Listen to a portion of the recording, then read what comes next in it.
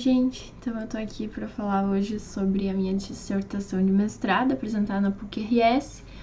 intitulada Uma Teoria da Justiça Feminista, Reflexões acerca da mutilação genital feminina. Então, inicialmente eu trago um conceito aqui, que a Organização Mundial da Saúde reconhece a mutilação genital feminina como qualquer lesão aos órgãos genitais femininos sem que haja razões médicas. Então, mencionar essa definição é essencial para compreender que esse procedimento ocorre baseado em raízes culturais que contêm uma estrutura desigual de gênero presente em diversas comunidades. Ela tem predominância em países islâmicos e africanos, mas ela já está espalhada pelo mundo devido aos processos migratórios, enfim, e geralmente ela ocorre com meninas de 4 a 7 anos, mas tem diversos relatos de meninas mais velhas também que realizam o procedimento. Então, basicamente, ela é realizada como uma forma de purificação das mulheres para o casamento. Então, diante desse cenário, o problema que norteia a pesquisa questiona se é possível considerar um mínimo ético para o tratamento com o ser humano, tendo em vista a diversidade cultural existente, e se utilizando como base o caso da mutilação genital feminina e a discussão filosófica envolvendo o tema, se a igualdade de gênero pode ser fundamento para uma teoria da justiça. Então, inicialmente, eu começo falando sobre o feminismo como uma forma de emancipação, que eu exponho, então, um breve histórico sobre o movimento feminista relacionando a leitura que se pode fazer da mutilação. E entre a pluralidade de correntes feministas existentes, entende-se que aqui está mais alinhado a discutir a importância da autonomia, da liberdade e do reconhecimento dos direitos humanos como condição de existência humana em relação às mulheres é o feminismo liberal. E isso porque, entre as premissas essenciais dessa forma de pensamento, se encontra principalmente conceitos, o realce assim, de valores como igualdade, liberdade e a universalidade na luta pelos direitos iguais entre homens e mulheres.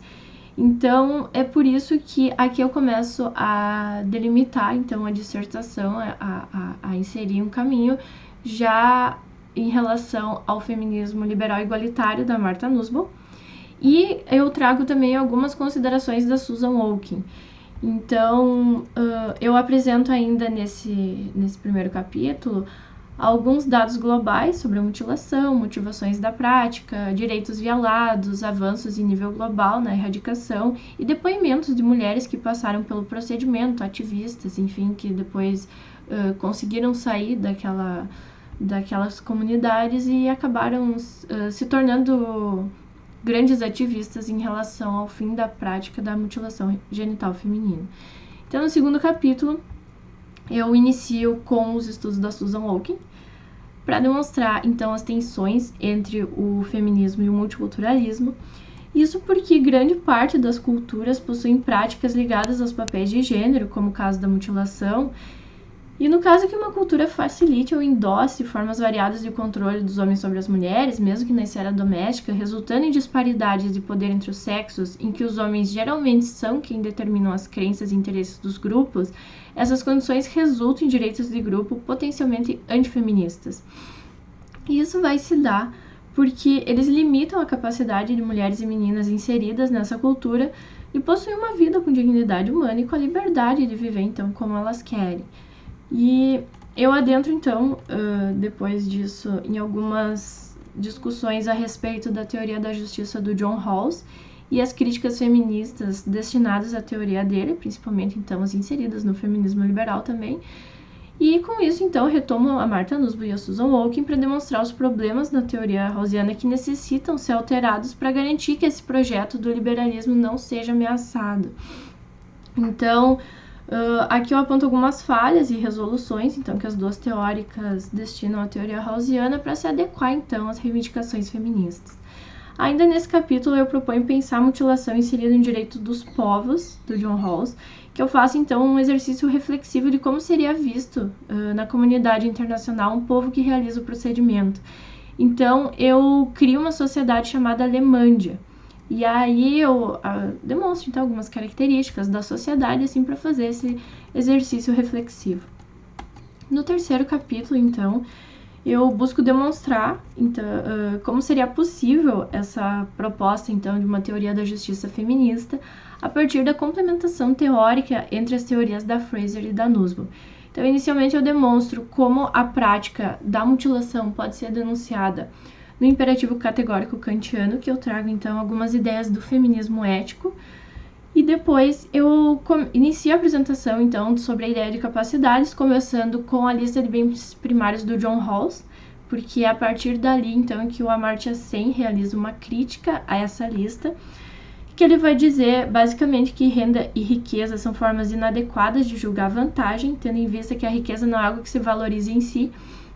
E é a partir então desses diálogos que o Amartya Sen tem com a Martha Nussbaum que ela vai elaborar a lista de capacidades e vai resultar então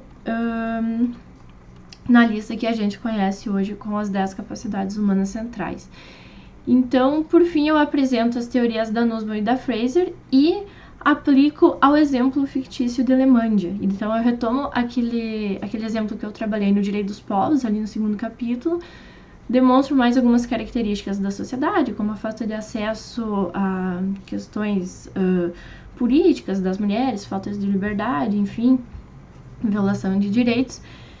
para fazer então esse exercício reflexivo de aplicar então uma teoria da justiça feminista na sociedade fictícia criada. Então, no caso de Alemandia, eu apresento que diversos direitos das mulheres são negados e que, como as capacidades são vistas como direitos fundamentais, e que é isso que vai justificar a inclusão de uma capacidade na lista, essa constitucionalização das capacidades vai permitir que as mulheres tenham acesso equânime em relação aos homens aos direitos fundamentais que vão garantir condições mínimas para elas desenvolverem suas vidas de acordo com o que querem ser ou fazer. Então, a lista representa um mínimo adequado, no sentido de que caso uma pessoa se encontre abaixo, com uma capacidade abaixo desse mínimo, vai ser uma falha na justiça social básica. E é a partir da verificação dessa falha, então, que a mulher vai poder reivindicar no processo público e democrático determinado pela Fraser de que forma aquela injustiça lhe afeta e qual proposta para melhorá-la. Então, a falta em determinada capacidade impede a paridade participativa, e com isso a lista de capacidades pode ser utilizada como um parâmetro de igualdade entre homens e mulheres. Então, nesse sentido, não é possível compensar a falta de uma capacidade em uma área com exacerbação de outra capacidade em outra área, porque o mínimo deve ser respeitado. Isso ocorre porque essa abordagem considera que existem determinadas funções essenciais à vida humana que possibilitam o pleno desenvolvimento individual. Então, o potencial transformador dessas duas teorias juntas é o que vai permitir, basicamente, delimitar uma forma de organização social que tenha como base a participação equânime de todos os membros de determinado Estado, no sentido de poder reivindicar situações que dificultem seu acesso a uma justiça efetiva. Então, essa teoria vai ajudar também a determinar o quem da justiça, na medida em que as mulheres vão ser incluídas como membros reivindicantes, e aderindo a essa ideia de participação equânime e da efetivação das capacidades humanas centrais, as mulheres estarão aptas a reivindicar qualquer questão de justiça que envolva suas vidas para garantir o respeito, então, à dignidade humana. Então, respondendo aos problemas propostos, verificou-se que é possível, sim, considerar um mínimo ético para o tratamento com o ser humano, tendo em vista a diversidade cultural existente, e que isso vai se dar, então, com a utilização das capacidades humanas centrais, que vai possibilitar a não instrumentalização das mulheres, e ainda que a igualdade de gênero pode ser fundamento para uma teoria da justiça a partir da complementação teórica entre a teoria tridimensional da Fraser e o enfoque das capacidades da Nussbaum, que possibilita refletir sobre a condição, então, das mulheres em diversas realidades. E a minha ideia central é que essa ideia possa ser utilizada como base para realizar trabalhos futuros, como o desenvolvimento de planos internacionais de governança em prol da igualdade de gênero. E também pode ser utilizada, né, em contextos locais, como a organização de políticas públicas, enfim. Então, basicamente, essa é a minha ideia. Eu agradeço muito à Rede Brasileira de Mulheres Filósofas pela oportunidade de estar aqui contando a minha pesquisa. Pretendo seguir no doutorado agora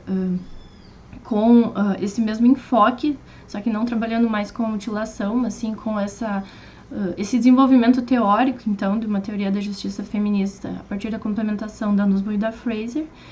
E é isso, então. Agradeço muito a oportunidade e a atenção de todos.